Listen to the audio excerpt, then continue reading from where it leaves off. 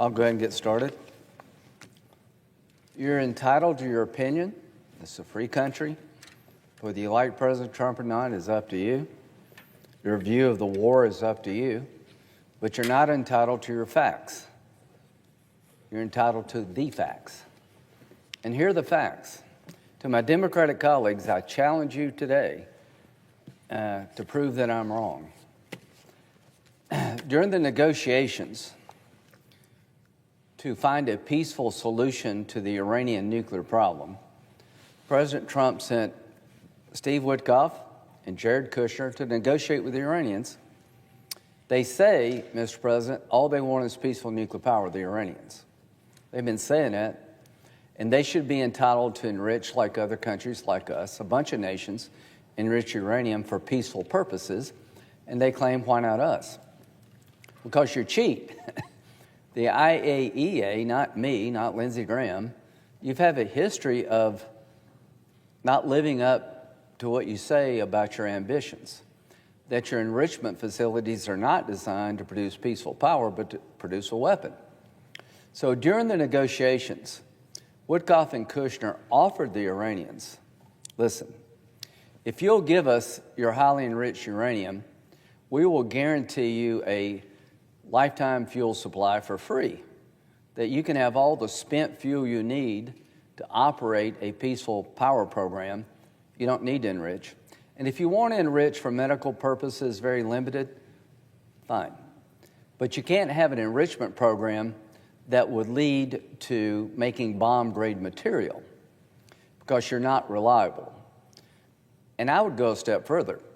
It'd be like letting Hitler have anything. See, the difference between me and I think a lot of people here, maybe most Democratic colleagues, I think these guys are religious Nazis. Hitler wanted a master race. He wrote a book. Nobody believed him. He literally wanted to kill all the Jews, and nobody believed him. The Ayatollah's the same. The regime is built around a cult of death. They want three things to purify Islam. They're Shiites. Their number one enemy is Sunni Arabs. They think they've got the faith wrong, that they're traitors to the faith. They hate Sunnis because they're not true to the faith. And Saudi Arabia believes it. So they want to purify Islam, bend it to their will, make every Sunni reject their view of Islam and accept the Ayatollah's view. That's what they say, not me. I believe it. Number two, they want to kill all the Jews. And they openly say it. They're not hiding their disdain for Israel. They actually talk about it. They put death to Israel on, like, milk cartons. These people are serious, and you should take them serious. Like in the 30s, people didn't want to believe that Hitler meant what he said because they were tired from World War I. And they said, oh, he's just all talk. He wants this, he wants that. He wants more German-speaking territory. He's not completely crazy. You know, he's sort of just doing the Hitler thing. Well, he was completely crazy. Now, I don't know why he wanted to kill all the Jews. I don't know why Hitler thought the Aryan race is the only pure race on the planet. But a lot of people are dead because we got that wrong. Let's don't do that again. We're playing like World War II never actually happened. And you're rewriting this regime's history. From 1979, what have they done until today? What have they done to make you think they don't believe what they say? What behavior have they exhibited that they really do want to be normal? So during those negotiations, when they said no to every offer under the sun, they said something that was a fatal mistake for them. Oh, by the way, we have 460 kilograms of uranium at 60%. Now, why did they tell us that? They were trying to intimidate us and letting us know that if we don't bend to their will, we'll have a problem. Now, what's the problem? The difference between 60 and 90% enrichment is weeks, Mr. President, not months or years. And when you get to 90, that's weapons grade enrichment. That material can be turned into a nuclear weapon. 460 kilograms at 90% is enough to build 10 nuclear bombs. And I'm talking weeks, not months, to go from 60 to 90, and they were threatening to do it. So what did President Trump do? Instead of begging them not to, instead of giving them a bunch of money, bribing them not to, he blew up their enrichment facilities so they couldn't get to 90%. It's called Midnight Hammer. Mr. President, I'm glad you did, and it's clear to me nobody in the Democratic Party would have done that. The question for my friends on the other side and critics within my own party, how could they have 60% enriched uranium at 460 kilograms without cheating? Everything you wanted to do to contain these people failed. The JCPO, every agreement that's been offered to restrict Iran's nuclear program failed if, in fact, they do have 460 kilograms of uranium at 60%. So here's my challenge. If you don't believe that's true, come to the floor and tell me why I'm wrong. We know that the material at 60% is under all the rubble of the enrichment facilities. And we're worried that somehow somebody's going to get it before we do. So it is a fact that they had produced enough uranium at 60%. That means they were cheating, because there's no commercial purpose for uranium to be enriched at 60%. None, zero. You don't need that to run a nuclear power program. You need nothing beyond 20. To go to 60 means you're a threshold nuclear nation. Why 60? It's just a small jump to 90, and they want to intimidate and blackmail the world. So when they told us that, we got this much at 60, Trump said, well, that's all you're going to do because I'm going to take enrichment off the table. And thank God he did. Their enrichment program has been obliterated, and they couldn't go to 90. But I think they'll come back at it, Mr. President, one day if we don't deal with it now. So that's Midnight Hammer. Epic Fury. What happened after we blew up the enrichment facilities? Within weeks, they were actually, the Iranians, trying to start over again, going deeper. What was the lesson they learned from Midnight Hammer? We're not deep enough in the ground. And here's the most telling thing. They were trying to create a new enrichment capability that did not require an air shaft. Now, why is that important? The bombs that were used, that were dropped on the enrichment facilities, went through the air shaft, penetrated and blew up the facilities deep underground. That's a testament to our air power, that the air shaft opening was about the size of a refrigerator, and we dropped bombs through those air shafts to obliterate the enrichment facilities they had. Instead of learning their lesson and let's sit down and talk about peaceful nuclear power, they went the other way, and that's just, I think that's a fact. So Epic Fury. If you do not see this as an imminent threat, then you're blind for your hatred of Trump. There are people on the left and people in my own party that are more afraid of Trump being successful than the Ayatollah having a nuclear weapon. That's sick. That is sick. When Obama took out bin Laden, I clapped like a seal. Every time he wanted to go into Syria, I was there with him, and John McCain. I've tried to be bipartisan on such things. I never have ever introduced a resolution against a Democratic president under the Congressional War Powers Act to limit their ability to protect the nation, ever, because I think it's unconstitutional. I've never done to a Democrat what you constantly are doing to this Republican president. And when a Republican tried to do that, I objected. If you don't like what President Trump or any other president's doing in military matters, cut off the funding.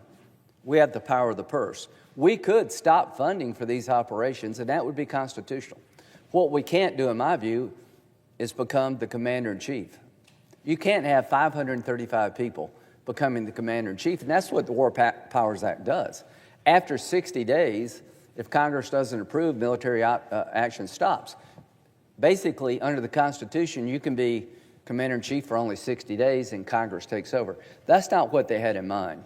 Let me tell you what the founders had in mind. A single person, the president, to be commander-in-chief, and Congress to have the power of the purse and regulate the land and naval forces. That's the balance we've had all these years, and the War Powers Act is unconstitutional because it destroys that balance. But it doesn't mean Congress is out of the game. Literally, if you had a resolution or an appropriation bill denying funding for Epic Fury, I wouldn't agree with you, but you would be on sound constitutional grounds. Now, why do I oppose this? Not just because I think it's an infringement on the power of the president and an overstep by the Congress. I think it'd be really, quite frankly, dangerous not to finish this thing out. In 18 or 19 days, we have done a number on the ability of Iran to build ballistic missiles to hit us and our allies. And if you don't think they would, put yourself in the same category that miscalculated Hitler. What is it about the Iranians you think they really don't mean what they say? So we've destroyed that ability to build those missiles to come after us. And they were building 100 a month before we did this. The second thing is they have been funding Hezbollah, Hamas, the Houthis, proxies. Hezbollah has a lot of American blood on its hand, killed 220 Marines and sailors back in the 1980s when we were in Lebanon trying to help with that civil war. They attacked our barracks. There are a lot of American blood on the hands from Afghanistan, IEDs made in Iran. So these people have been at war with us since 1979. Finally, we're pushing back. Instead of doing deals that don't work, we're trying to eliminate the threat in a responsible way. What happens next in Iran? I think the people will have a chance down the road to decide that, not me, not you. We're not going to invade Iran. We're not going to do the Iraq-Afghanistan. There's no reason to. What we want to do militarily, Mr. President, is eliminate the threats. They can't fund proxies. They can't build nuclear weapons anymore. And they can't build missiles that would terrorize us in the region and Europe. When we accomplish those three things, here's what I think will happen. We will build on what President Biden started, which is normalization between Saudi Arabia and Israel. Now, why is that big? Senator Booker's been great on this. He's gone with me when Biden was president. I was a Republican trying to build on the Abraham Accords, see if we could get Saudi and Israel to normalize, which would be the end of the Arab-Israeli conflict. It'd be the biggest change in thousands of years, and I'd be willing to help President Biden. I was. And, you know, we had a bipartisan team. I was part of it. Well, October the 7th came along to stop that. Now, Mr. President, we were very close to having a breakthrough on normalization. Under President Biden, Tony Blinken, Jake Sullivan, Brett McGurk, I went over there 8 times, I think. We were close, but October 7th was designed to stop what we were trying to do. It was a nightmare for the Iranians, I think, for the Arabs and the Israelis to make peace because it changes the region forever, leaving them behind. So October the 7th was an attack by Hamas, but it couldn't happen without Iran stopping normalization, and it's worked to a great extent. The tolerance for a two-state solution in Israel is pretty low after October 7th, and the Arab world is pretty inflamed because of Gaza. But we can't let Iran win the day. So here's what I hope we can do. Keep this military campaign going, weeks, not months. Continue to degrade the ability of the IRGC to terrorize their own people, to wreak havoc in the region, and we're going to take some blows. They still have a lot of drones. They still have missiles, but less every day. Gas prices up, no small thing for somebody trying to raise a family on limited income. But I believe with all my heart, you pay now or you pay later with this regime. And we were a couple of weeks away from the Ayatollah and his crowd having weapons-grade material for 10 bombs. And you think things are bad now? I can only imagine what the world would look like if this madman and his regime actually had nuclear weapons. One, I think he would use it. If you don't believe he would kill all the Jews, that would be a mistake. Certainly the Jewish people believe that. And this idea that we were drugged into the war by Israel, that's the oldest game literally in the book. If it weren't for the Jews, we'd all be better off. It's the Jews that are always getting us in trouble. What an offensive thing to say. Israel consulted with us. We do have common values, and we have a common enemy. They don't just chant death to Israel, they chant death to America, the Iranian regime. They got our blood on their hands, just not Israeli blood. So the idea that somehow that President Trump got hoodwinked by the Jews is like, enough already. If you know anything about President Trump, nothing could be further from the truth. And you're just giving life to the idea that's been around for like 2,000 years with the Jewish people. Enough. So what I hope will happen, Mr. President, we'll be steady. American people, there's going to be some pain. The region, you're going to get hit again. We've lost soldiers. God bless them. God bless the wounded, a couple of hundred. And casualties may increase. But the only thing I can tell you about the military, from my time being around it, which is most of my adult life, the worst thing you can do to a military unit is ask them to sacrifice and not finish the job. You want to help the military? Let them finish the job they believe in, that is necessary, and you get nothing for finishing second in a war with mad people, crazy people. And if you don't think the regime is built around a cult of death, then you missed a lot. They want a religious world that they run. They want a religious master race, not an Aryan ethnic master race. They want to dominate the world through their faith. And that too should scare you. I don't intend to bend to their will. I don't think Sunni Arabs are. And you know what? Most Iranians don't buy that. But they've been killed by the tens of thousands. They've had it too. So I think we're close, Mr. President, to weakening the regime to the point that we can start again with normalization talks between Saudi and Israel, which would be the end of the Arab-Israeli conflict, the biggest change in 2,000 years. And if they can't do another October 7th, then I think we may get there, building on what was done by the past administration. So just think about it. We're not going to get a normalization deal that doesn't have a Palestinian component, because MBS, the leader of Saudi Arabia, can't recognize Israel till he finds some dignified solution for the Palestinians that Israel can live with. And he wants a defense agreement with us because he wants to come our way, not Turkey, not Pakistan, a mutual defense agreement. Well, to my Democratic friends, entertain the idea of helping us get there, but you should insist that there's something there for the Palestinians, and we all have a chance here to make history. A few more weeks, not a few more months, we should be at the point, in my view, that we can start where we ended before. And Iran's efforts to deny real peace to the region will have failed. Karg Island. Seldom in the history of warfare has a country or a warring opponent had a single point of failure. All their money comes from oil and gas in Iran, the regime, and all the infrastructure virtually is on a single island. If you control that island, you control the destiny of the income to continue this war. And remember what I said. I don't know what President Trump's going to do. As to this resolution, I have a lot of admiration for Senator Booker. We're going to be friends and we'll work together where we can. I think this is the wrong signal at the wrong time. I never believed it was constitutional. I never did it as Democratic president. But we do not need to do this, because if we stop now, then we're going to pay a heavy price later. The worst possible outcome is for those 32,000 people to go to the streets and die for nothing. The worst possible outcome is to suffer and not get it right. They have a pair of twos and we have a full house. It's not a card game, but we're in a good spot. To those who have lost their lives and been injured, you died in the service of your country, making the world safer, and that's what military people sign up for. And to those who've been injured, you've been hurt, trying to stop something that matters. This is not a foolish endeavor.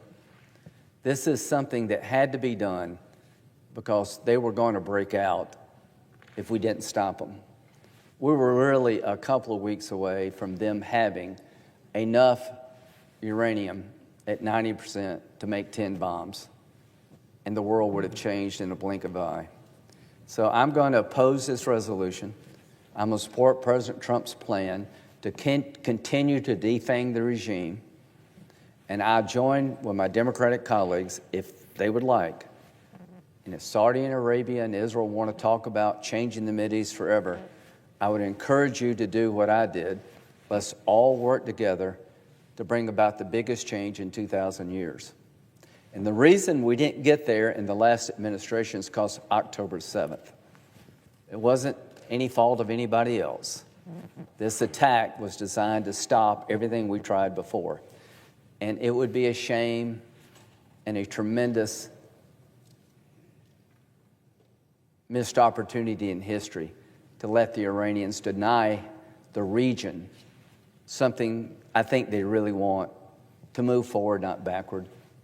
And I'll end with this. To the American people, I know it's tough. I know the economy on the gas front is hurting.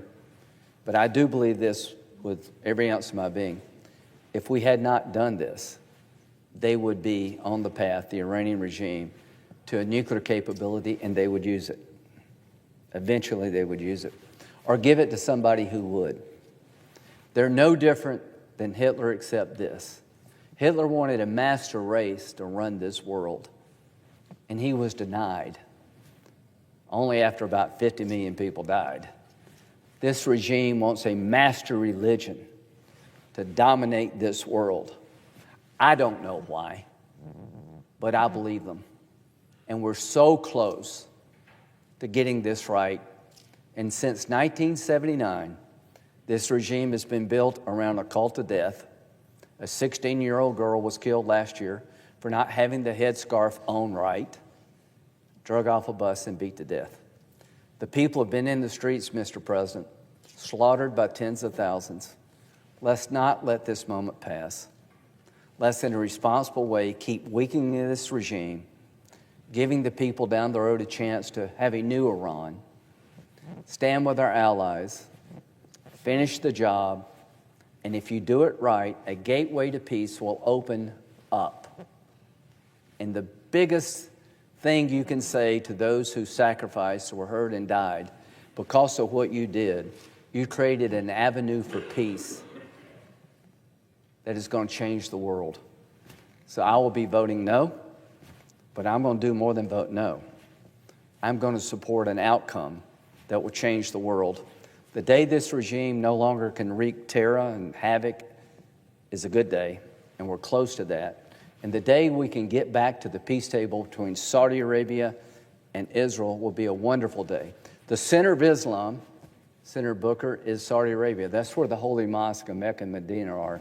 And this young man, MBS, has made a decision to go a different way, and I've had my problems with him, but I really do think he's made a decision to go a different way that will benefit the region and the world.